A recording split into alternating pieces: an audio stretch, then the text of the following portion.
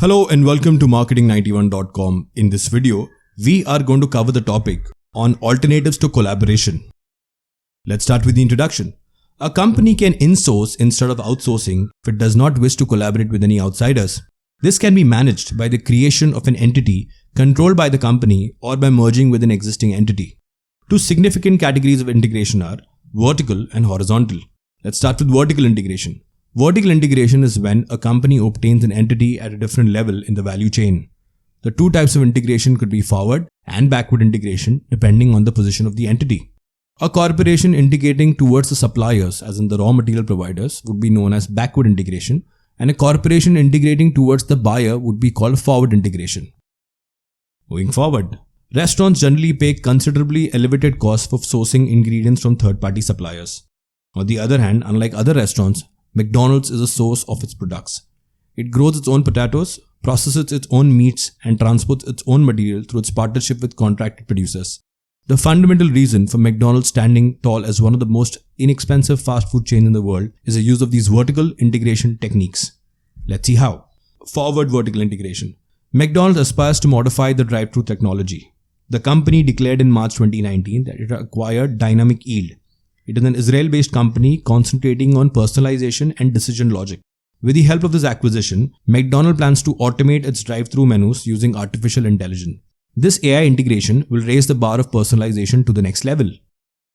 McDonald's also aims to make automated systems that can make real-time menu suggestions on the basis of customer trends, ordering patterns, and even climate conditions.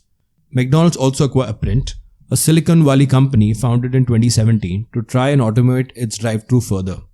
Apprent's speech recognition AI will be used to understand drive-thru orders. The plan is to also use this technology in its self-order kiosk and mobile applications. Moving on to the other example, in case of backward vertical integration, is Netflix Originals. Earlier, Netflix was a forum to distribute films and TV shows produced by other content makers. Due to this, it was appointed at the end of the supply chain. This was a profitable way of doing business, although it was realized that a greater revenue could be generated by creating original content. It was understood that the existing distribution platform could be used to promote original content to its dedicated audience. And thus in 2013, Netflix's first original series was released called The House of Cards. And since then, it has increased its original content on the platform and there is no looking back. Another example of backward vertical integration is Starbucks.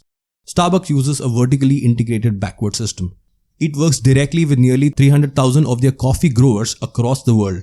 It is their belief that interacting with farmers directly assures the same quality and flavor standards from all their coffee beans. Moving on to horizontal integration. When the level of value delivery chain is the same as the business required, it is called horizontal integration. When manufacturers merge or one retailer acquires another retailer, it is called horizontal integration. Horizontal integration can take place between companies that have similar core competencies. A profit can be created through synergy generation in horizontal integration. Consolidation can help reduce economies of scale. Horizontal integration can help in attaining admission into new markets, obtaining tech, and new research. It also helps in decreasing the rivalry in a strategically important market and achieving power over entities in the value delivery chain. Let's see how. Example of Walmart's acquisition of Flipkart. Walmart acquired an 81% controlling stake in India's leading e-commerce giant Flipkart. This same at a price of $16 billion, valuing the company at about $20 billion. The Indian e-commerce market was pegged at about $38 billion in 2017. Walmart is counting in its expected growth of this market to reach about $200 billion by 2027. The deal was a savior for Flipkart, as in its battle with Amazon, the company was running out of cash.